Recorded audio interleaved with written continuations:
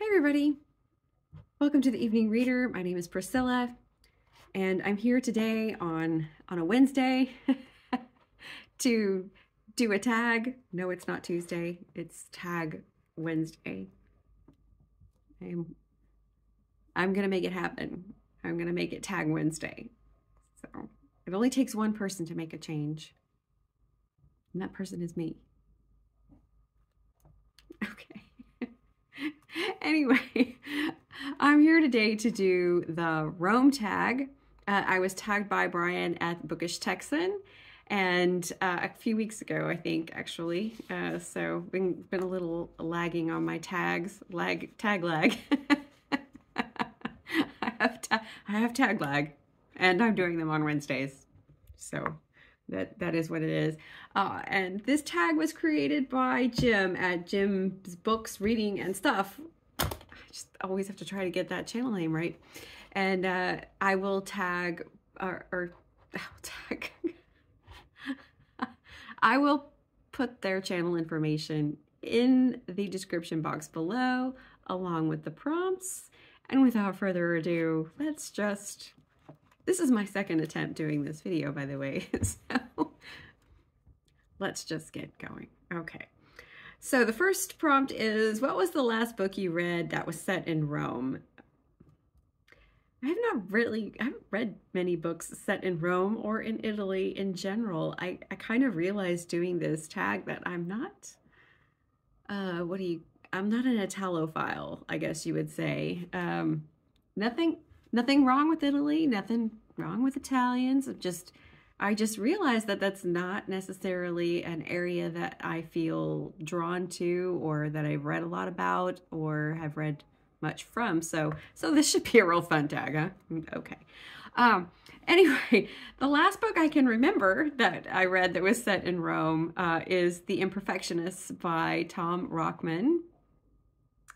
And that's a set of linked stories about a group of editors and journalists and people who work at an international English newspaper.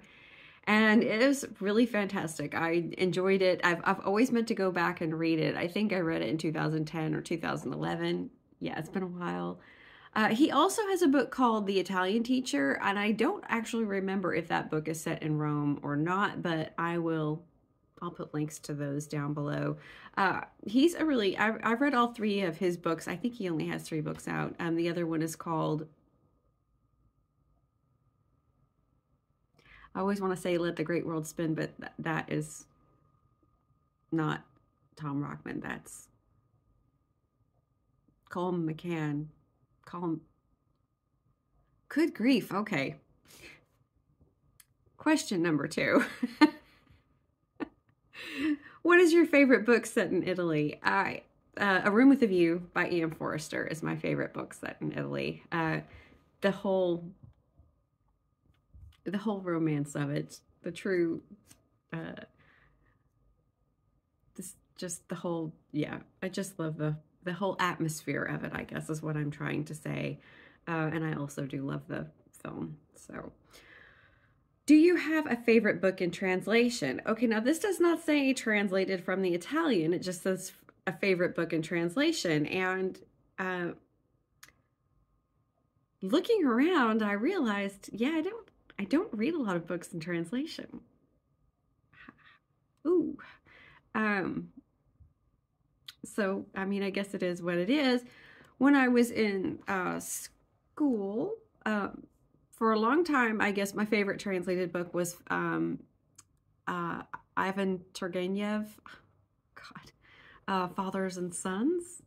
Sometimes it's called Fathers and Children, which I really loved. So that would obviously be translated from the Russian. And then most recently, a book I truly, truly loved and plan to read again, and maybe again after that, is Drive Your Plow Over the Bones of the Dead. And that is obviously by Olga Tokarczuk and is translated by Antonia Lloyd-Jones. I don't remember who translated the version of Fathers and Sons that I had when I was in school.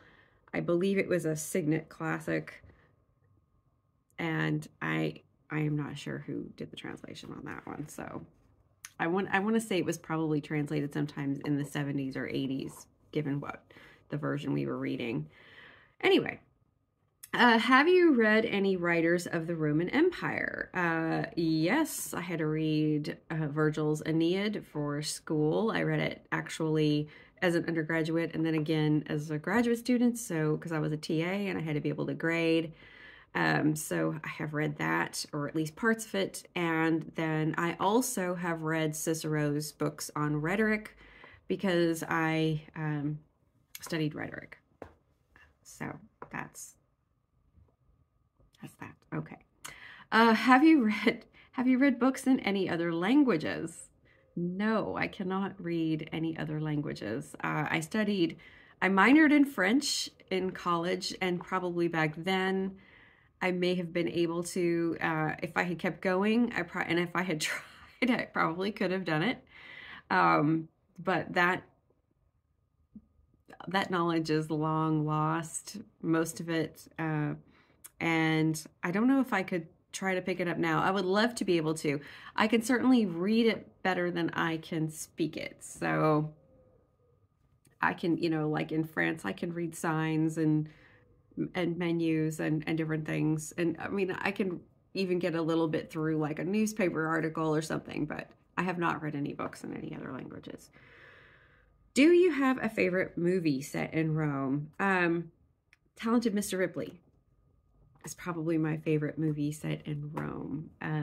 I like I know I should probably be saying an Italian film, and I have seen some Italian films, but I'm being honest. So I just like the whole atmosphere of that movie. I like the creepiness. I like the costumes. I love the setting. I just that whole idea of being able to escape there.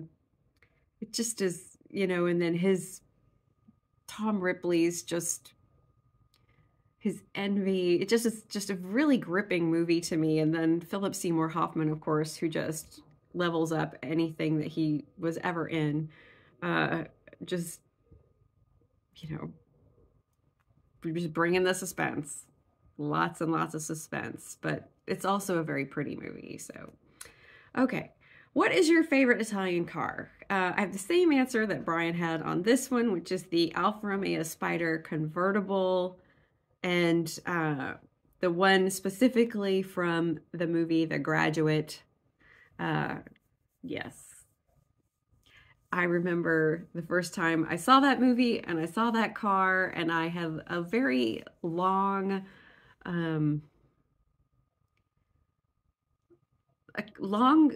period coveting any kind of convertible. I really, really, really, what is it? Why did I say it like that? I really, really wanted a convertible, especially when I was a teenager. I mean, is there any worse combination than a convertible and a teenager? Maybe like a motorcycle and a teenager, or a Jeep and a teenager, but a convertible and a teenager, no. And especially one that probably just breaks down every 5 seconds, because a lot of these cars are just notorious for being in the shop more than they are out on the road. So, oh well. All right. Many of Shakespeare's plays were set in Italy. Do you have a favorite? Yes, Othello. Othello is one of my favorite Shakespeare plays anyway, so at least I got that one. Okay. Do you have a favorite Italian writer? I don't. This one was, I looked around and I could fudge it. I've read Umberto Eco. I've read Italo Calvino. I've read Elena Ferrante. To call any of them my favorites, I mean, The Name of the Rose was really, but is he my favorite writer? I don't know. That's actually the only thing by Eco that I've read that was his fiction. I've read some nonfiction essays and things. I really enjoyed My Brilliant Friend, the first book, and the Neapolitan trilogy, but I still wouldn't call her my favorite writer. So no, I don't have a favorite Italian writer. Oh, I read the question down twice. Let me make sure. Yeah. Just wrote the question down twice. Who knows why? Okay. Uh, favorite Italian dish or favorite Italian pizza topping? Ooh. How do you pick one? Uh, I'm pretty basic. There's a lot packed into that statement. So I really like penne alla arrabbiata, or anything with alla arrabbiata sauce, which is just a spicy tomato sauce. Love anything spicy. I also love spaghetti puttanesca, which I do believe translates to something like whore's meal. But it's a tomato sauce that usually has olives, capers, and I think it has anchovies in it, but I make mine without anchovies. Um, and I have noticed that, like, they used to have it, like, you used to be able to buy it at the grocery store, like back in the 90s, and then they took it off the shelf. And I wonder if it was because of the word puttanesca. I don't know, but I can get the sauce here now, but it's called olive and tomato sauce. So yeah, and in English, not in Dutch. It says that on there. And my favorite pizza topping is mushrooms and jalapenos. If I'm in the States, or mushrooms and any kind of spicy pepper. So yeah, I have to have a little bit of spice there. And then finally, have you ever been to Rome? And no, I have not. And when we moved here, you know, we had a goal to do some traveling, and I have to say, there's two things about that. One was that we wanted to do some traveling. Italy was not necessarily the highest on our list, except probably for Venice and the Amalfi Coast, which we really would love to see. But COVID hit and we couldn't go anywhere. And I definitely didn't want to go to Italy, but we couldn't leave the country anyway. That was a big thing here. But also I have to say that being, living in a city where there's a lot of tourists, probably starting last month and now through September, and in the summer, it's almost unbearable, the number of tourists. It's very, very crowded.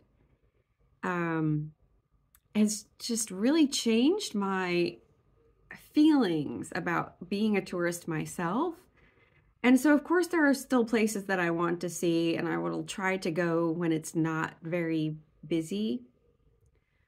But I do, you know, we try to be conscientious, but I also feel sort of like, oh, you know, people need a break from tourists. Because I have to say, you know, people behave pretty badly when they're away from home, and it's kind of astounding. And I know I'm going off topic here, but oh well. You know, I think last year it was like in the summer, and I was walking home from the grocery store, and I live in the centrum of Amsterdam, so it's the Canal District, and so it's very old. And there's an American man and wife, man and wife, an American couple, a husband and the wife, walking, you know, walking with their big giant roller suitcases, and, you know, I think they were walking to their hotel, and they, you know, she was lagging behind a little bit, and they both were loaded with luggage and pulling, and he's yelling back at her, "I can't believe these sidewalks. I just can't believe that they have these sidewalks. Look, I mean, can you get over it?" And I'm thinking, first of all, you know, most of the people in Amsterdam speak English. So everybody understands what you're yelling. Everyone can hear you, and everybody can, you know. And then B, like, are you kidding me? Oh, I'm sorry. I'm so sorry that these 16th century sidewalks don't accommodate your gigantic roller suitcase. So, I mean, and we're not like that, and I'm sure none of you are like that either. But, I mean, we go out in the mornings and we pick up a lot of trash. People leave trash on our stoops. They leave it on the streets. And I don't know, like I would love to go to Venice, but I hear it is overrun with tourists. And there is a part of me that's just like, I don't want to be that person. So I have mixed feelings, although then what if it disappears and I don't get to see it? Does it matter? Does it really matter if I don't get to see it? I don't know. I have a lot of feelings about that now that I didn't have when I came here, just from sort of witnessing it. And yeah. So, I wouldn't say to anybody don't travel, but definitely always be on your best behavior. And yeah, I don't know. Maybe choose wisely or see what the conditions are there. Because if it's overrun, I can't imagine that it's very pleasant for. Although I don't know, I came here as a tourist, and it wasn't as busy when I was coming here as a tourist. That's how I figured out that's how we fell in love with this place. Then maybe you are just too jet lagged and excited and just wowed by the buildings and what you're seeing to notice how crowded it is or how difficult it can be to get just down the street sometimes. Yeah, I don't know. So there's my curmudgeonly rant on tourism. And I'm sure Brian's really thrilled that he asked me to do this tag right about now. So, tag people. Okay. I'm going to tag Angelia at Read and Reread. Just because I can.